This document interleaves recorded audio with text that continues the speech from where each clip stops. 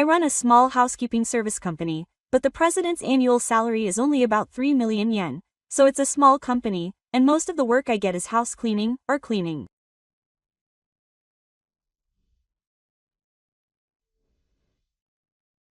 When I was 26 years old, I did a job cleaning unwanted housewares for an otaku.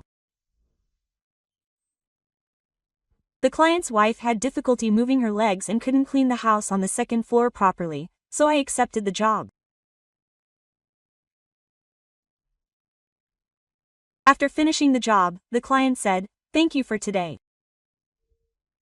You're quite efficient. Would you like to do this for our company sometime?" Quote. When I asked the company name, it turned out to be a large company that I knew. I had heard that they rented out an entire floor of an office building in the city and were doing quite well. Surprisingly, the client was a big contractor for that company.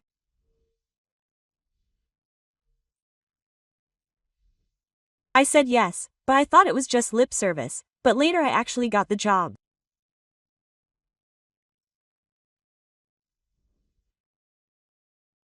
I thought this was my chance, so I sent 5 staff members to the site. The person who gave me the instructions was Marina, the president's daughter and general affairs manager. "Then please do this floor in the morning." The staff were surprised when I heard that. The floor was quite large, and it was clear that the 6 of us would not be able to complete it. The person from the General Affairs Department nodded after seeing the staff's reactions. "That's right. I don't think we can complete it. But to put it bluntly, this request is part of a tax measure. So it'll be fine if you just do what you can. You don't have to work so hard." That's what they said, but I'm proud of this job. "No, I don't need the afternoon fee, so I'll do it properly until it's finished." When I declared that, Marina seemed surprised.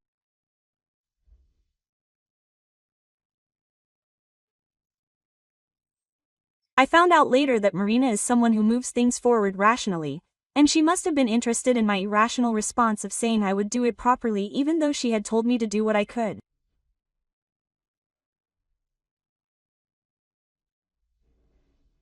"In that case, please do it until it's finished. I'll make sure to pay you properly." To be honest, I was relieved when she said that, and we started working.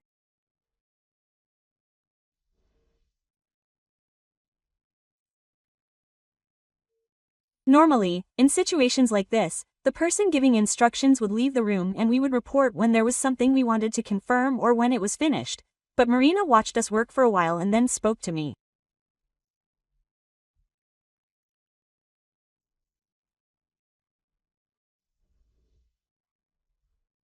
"Hey boss, can I ask you to do something other than cleaning with your housekeeping service?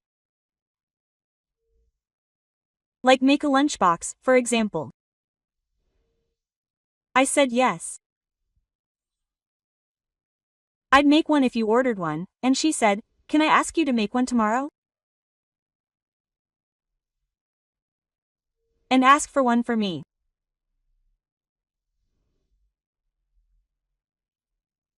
And over the course of several days of working at the company, Marina kept asking me to make lunchboxes, and she kept asking me to make more.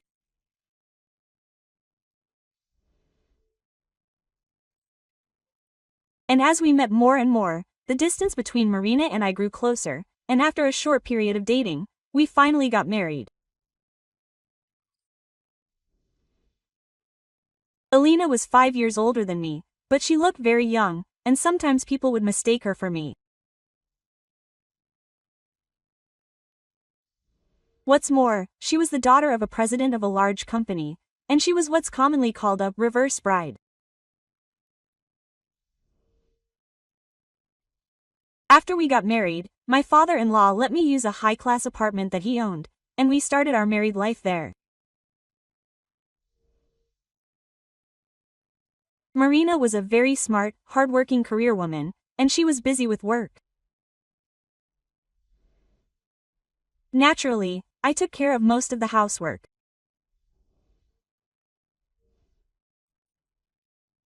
Marina told me that I should become a full-time housewife and that I could quit my job at such a small company, but I said no.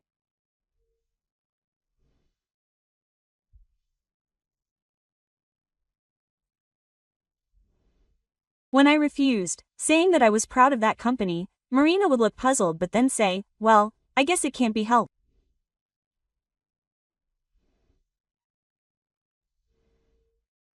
We had a few exchanges like that.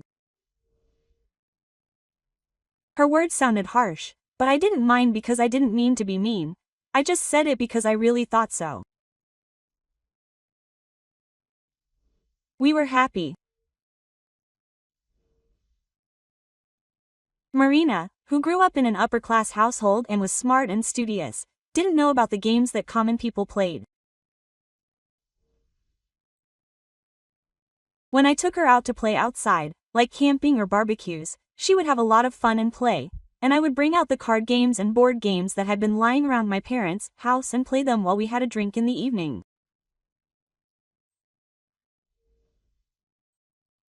I was happy that I could learn something from Marina, who was smart. But those days didn't last long. About 2 years later, Marina suddenly said that she wanted to sleep in a separate bedroom.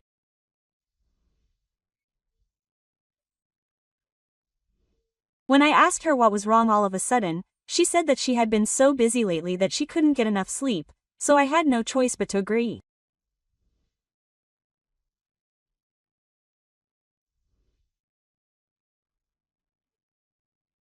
I was worried that maybe she couldn't sleep well because of my loud snoring, but that wasn't the only change.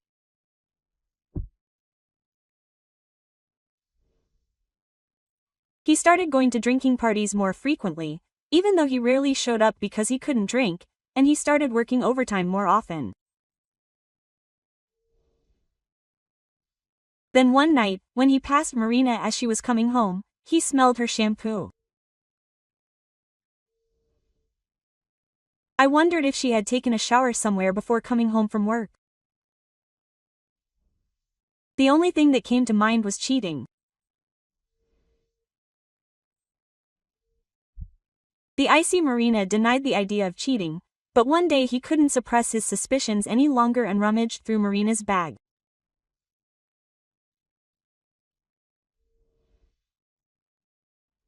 The bag was neatly organized, and there was no evidence of any evidence, nor was there any sign of everyday life.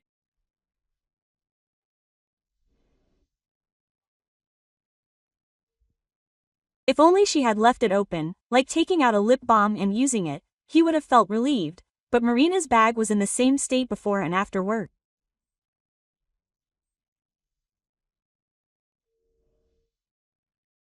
It was true that Marina sought rationality in her life, and her room and belongings were never messy. But she hadn't been this thorough before. Something was definitely wrong. As he was thinking this and putting his things back, he heard a voice from behind him. Did she find something suspicious? He turned around in surprise and there was Marina. When I passed by, I saw you rummaging through my bag. What's wrong? Did you find any evidence of cheating? She wasn't angry at all. I made an excuse that I was in a hurry and just kept ignoring her, so I thought I'd throw away any trash while I was at it.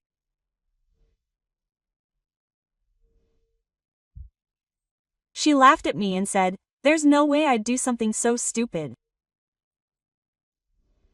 I got a little annoyed. Why, yes. Marina is perfect. I said something sarcastic like, "You're fine even without me." She said, "What are you talking about? Akira is an excellent fire official. Why don't you focus on that instead of trying to spy on things?" Quote. She said, "I'll earn money for you." It's true that Marina is excellent and smart. I do the housework because she's busy, but she could probably live on her own. But then I wondered if there was any point in us being together. Marina said something more.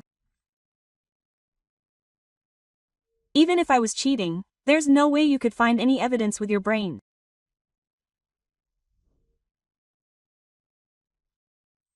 It would be more rational to ask someone else instead of wasting your time thinking about that. When she said that, I couldn't say anything back. Marina was definitely doing something. I knew it intuitively, but I couldn't win her over with words, and I wouldn't be able to extract any more information. I spent the next few days feeling uneasy. I wanted someone to talk to, but there was no way I could tell my company staff, and telling my friends would cause a commotion, so I decided to go back to my parents' house. My younger brother, Daiki, was also at home, and my mother was surprised. "That's unusual. What's with the two of you together?" My brother got married a little earlier than Marina and I, and he doesn't have any children. They're not on bad terms, but they both have families, and they only see each other once a year, if that. I was surprised at the timing too, and my younger brother said angrily, "My wife's back home. Mom's not feeling well, I hear." Well, it's her place to go back to her parents' house anyway. I came home tired from work, and he keeps telling me I'm late, telling me to call him, and asking if I'm cheating on him. He's such a nuisance. He should just ask someone else about housework or something. The phrase, "if you can put it another way," felt strange to me.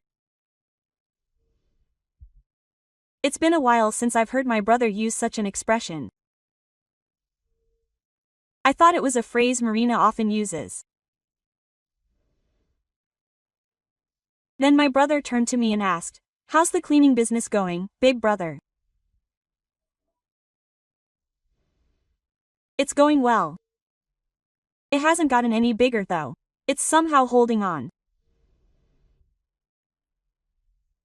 When I answered that, my brother sneered and said, "If you don't get any more work, you should just quit. No one will be inconvenienced. Marina is the one making the money. If you like housework, it'll be easier if you become a full-time housewife." I objected to his words, annoyed. "No, you shouldn't make fun of housework. It's quite a lot of work. Besides, there are staff members at the company who trust me and follow me, so why don't you just quit?" Quote. My brother said, and seemed to lose interest, but I felt uneasy. My brother's way of thinking and speaking were very similar to Marina's. Marina and my brother have barely met, so how could they be this close? Feeling uneasy, I went home that day. And the days passed by with me feeling uneasy again. No matter how late Marina got home from work, I always made sure to prepare dinner for her. She really does a good job for the fire government, doesn't she? Marina said this while eating the dinner I made. In the past, I would have been happy with just one word, but now I felt nothing but discomfort. It seemed that Marina knew that something was wrong with me. If you're looking for evidence of my infidelity, I'll leave my bag behind again. I don't think you'll find it though. She said this and provoked me. I could tell that she was making fun of me, and that she probably didn't love me anymore.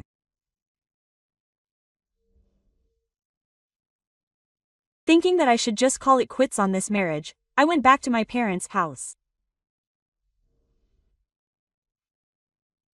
There was my younger brother there again, and he said, "Big brother, you're back often." I asked him if he was at home again, Nanami, and he replied, "Yes, he is. He does a good job for the fire government, so they must be happy about it." Quote. He spoke in a way that was just like Marina's. I decided to return home with a suspicion and start preparing. 3 weeks later, Marina went on a business trip. I saw her off with a smile, but I had been carefully setting up a trap for her for the past 3 weeks. A few hours later, I called Marina at a convenient time. Marina said, "Don't call me all the time." I was in the middle of reviewing a proposal and was in a bad mood, but I ignored her and made her check the image I had sent to her phone just before the call. "Oh, you're ordering me around," I told her, and she would know just by looking at it, even though she was in a bad mood, and waited. As expected, she checked the image. Na started to panic, asking, "What's this? What's going on?" Quote. The image I had sent was of Daiki naked with Rina. As you requested, it's proof of infidelity. Daiki is probably there too. I'll show it to you.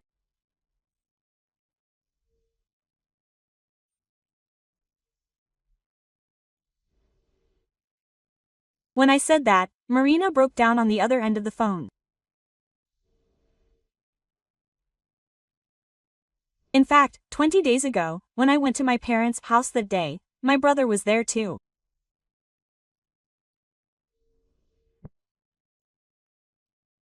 My brother said he was going to eat dinner out, but my mother told him not to come home until late and to go to her own house.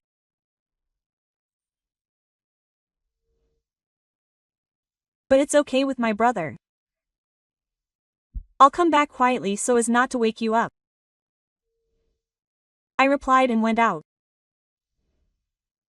I felt something was off about that conversation. Nanami had gone back to her parents' house, and my brother's workplace was closer to his home. So why would she bother going back to her parents' house? So I called Nanami. Nanami was at home and hadn't gone back to her parents' house, and her mother was fine. Isn't it you who's having a hard time with your mother after the accident? She's having a hard time because the shock of the accident is causing her to show symptoms of dementia, so she's going to her parents' house. I wanted to visit her too, but they said she might panic because of her dementia symptoms.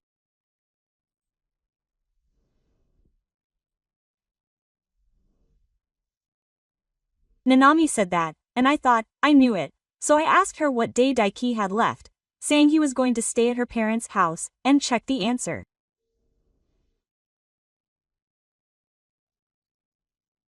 It was exactly the same day that Marina was late for work. It's exactly the same. Nanami was shocked when I heard that. I got Nanami's permission and went to my brother's house the next day. Unlike the smart Marina, Daiki is lazy and sloppy. When I searched the desk drawers in the room, I found receipts and point cards from a love hotel. The dates were spot on.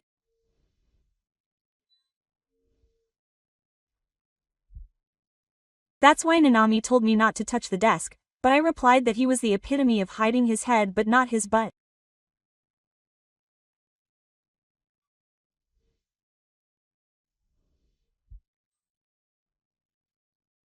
I could tell that he might be found out if I kept it in my wallet, but I was too lazy to throw it away.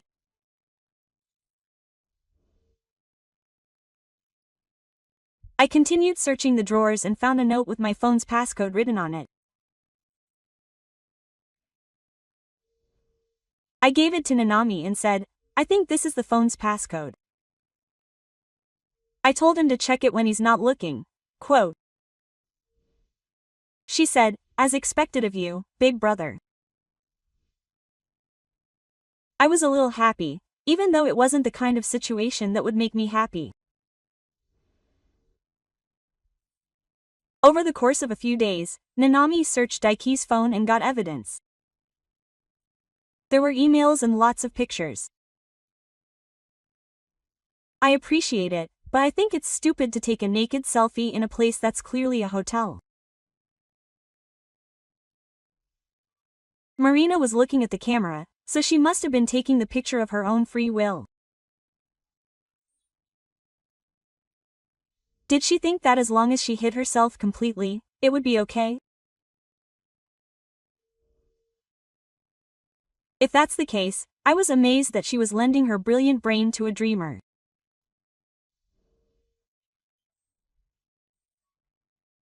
Nana seemed shocked when she found the images, but she had already gotten over it by the time she sent them to me. It's a huge mountain of evidence. She laughed and said, "These people are really stupid."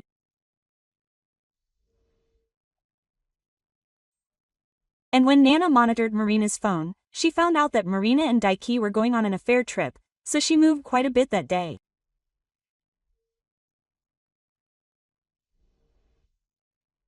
When I received the images, I told Marina, who was panicking on the other end of the phone, that the photos were well taken. I told her that I had sent them to her father as well. Huh? Why would you say that? Marina's voice was trembling. I thought to myself, she must be straight by now, and I imitated Marina, smiling. Why? Because I have to explain why I'm getting a divorce. Sending these images is the most logical and quickest way. And when you find a new address, can you let me know? I'll send you the divorce papers. Quote. When I said that, Marina finally seemed to come to her senses. What are you talking about? That apartment is in my name, so if you're getting a divorce, you should move out, she protested. I explained to Marina, who didn't quite understand the situation.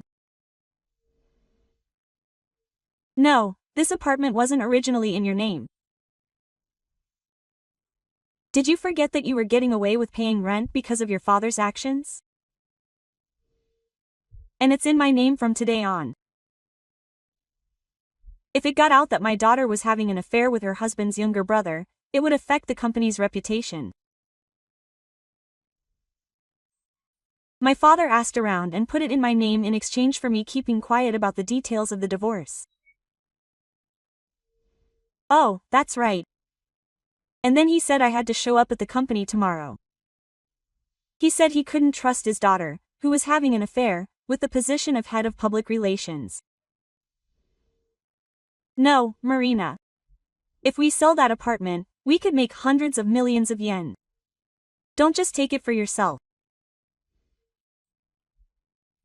She was fuming, saying it might be a fake image, but I just laughed it off.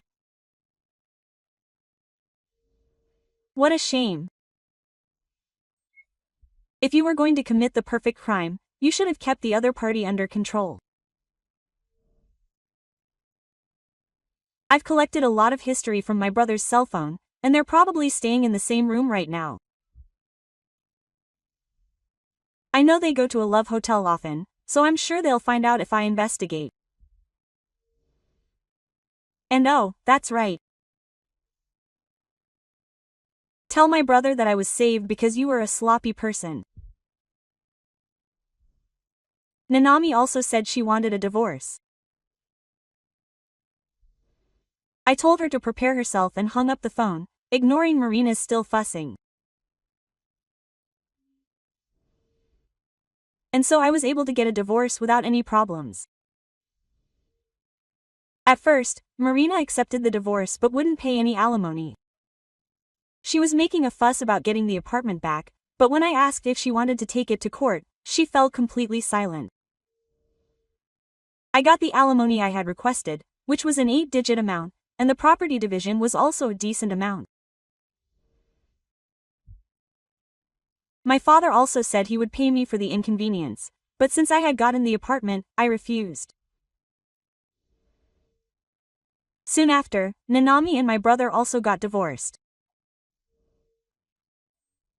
Apparently, she also got alimony and property division, and is now living a leisurely life back at her parents' house.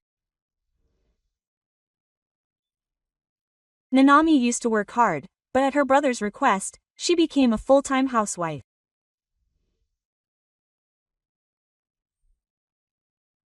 Her brother didn't show any gratitude to Nanami for fulfilling his wish and treated her badly, so Nanami was apparently in a very difficult mental state.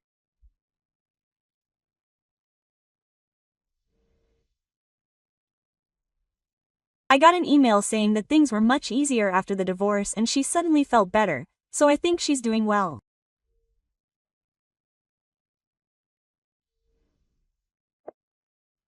My brother was also cut off from his family, and since he worked for a local company, rumors quickly spread, so he quit the company and moved away.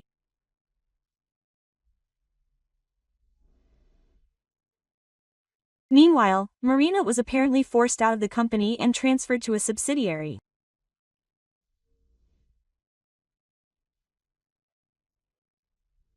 Although he was technically the president, the company was in a very tough situation and would go bankrupt if the workload decreased.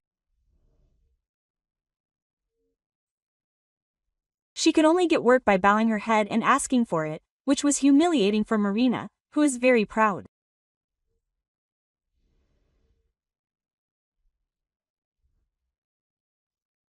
She seemed to be dealing properly with clients, but she took out her frustrations on her subordinates, and eventually they rebelled against her, so she couldn't even stay at the subsidiary, and she ended up quitting.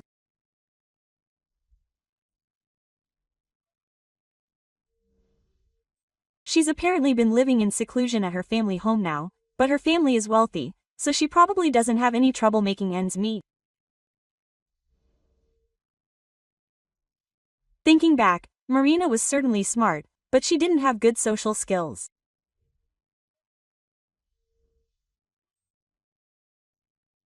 I think she was the kind of person who couldn't understand how her words would be taken by others, what words would get them to act well, or what others were thinking.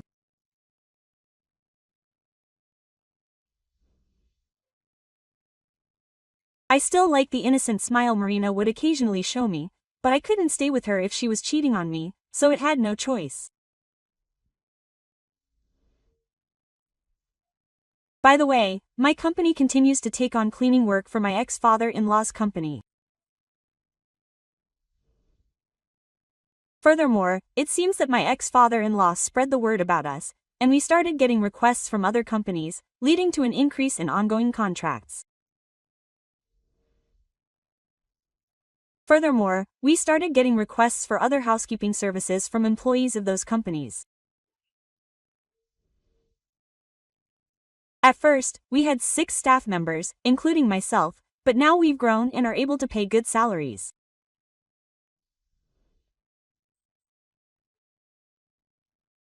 Now that I've realized how difficult marriage is, I don't know if I'll be able to get married again, but I'm proud of this job and will continue to do my best.